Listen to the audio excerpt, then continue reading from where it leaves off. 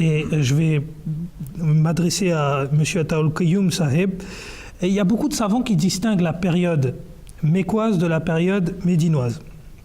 Et ils disent que dans la période mécoise, effectivement, c'était une personne qui était irréprochable, qui avait une foi correcte, c'était quelqu'un qui est présenté comme étant le Sadiq et le Amin, c'est-à-dire comme étant une personne pieuse.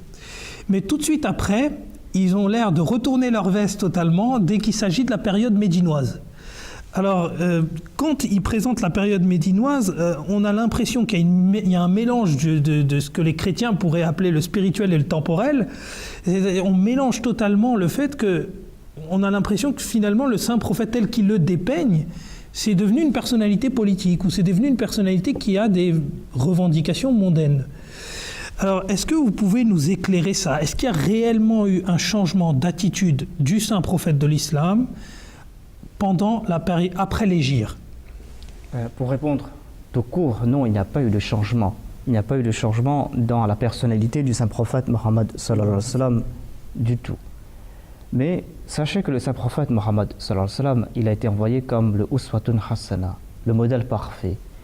Et nous voyons qu'au cours de sa vie, il est un modèle en tant que mari, il a eu des épouses, il a été un modèle comme un père, il a eu des enfants, il est un modèle comme une personne persécutée, on a vu comment il a enduré souffrance et persécution, et il devait être chef d'État pour servir de modèle au chef d'État. Il devait aussi avoir le pouvoir sur ses ennemis, d'avoir pu remporter la victoire pour montrer comment doit se comporter quelqu'un qui est victorieux. Et c'est pour cela que Dieu, comme je l'ai dit, il est dit dans le Saint-Coran que « Laqad kana lakum fi rasulillahi uswatun hasana ». Vous avez dans le prophète d'Allah un très bon exemple. Il est un exemple pour tous, pour le mari, pour l'époux, pour le père et pour le chef d'État. Mais est-ce qu'il y a eu un changement dans sa personnalité? Eh bien non.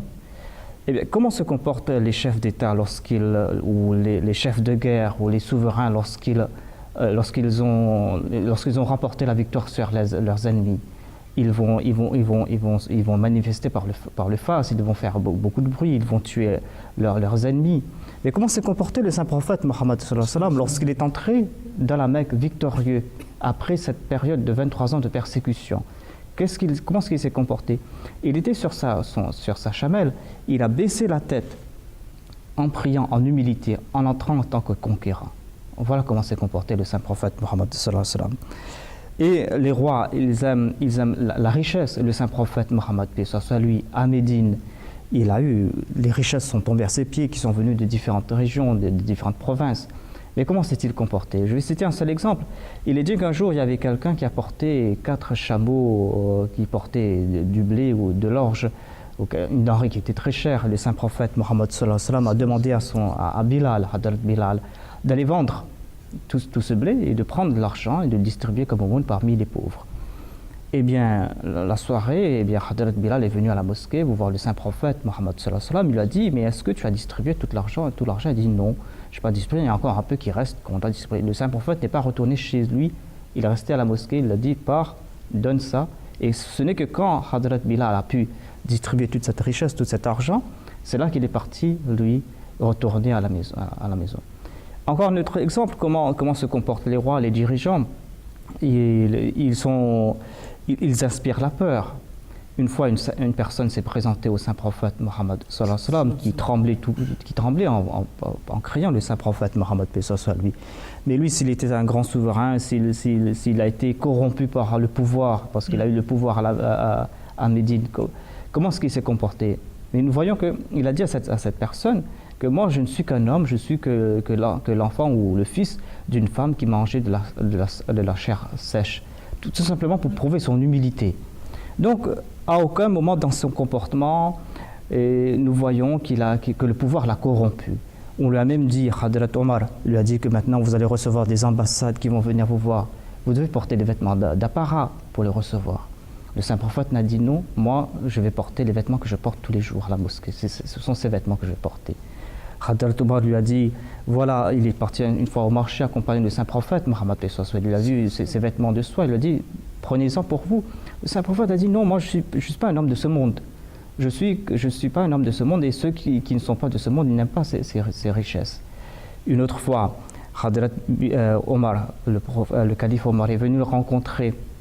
Le saint prophète était allongé sur un tapis fait de feuilles de dattier. Quand il s'est relevé, il avait des traces de ces feuilles de dattier sur son corps. Et Hadrat Omar, en voyant le plus grand des rois, là, sur un simple tapis, à même le sol, avec ses traces sur son corps, il a commencé à pleurer. Il a dit, vous êtes le plus grand des rois, vous êtes le plus aimé de Dieu, et voilà dans quel état vous êtes, alors que Khosroès et les autres rois, ils vivent dans le luxe.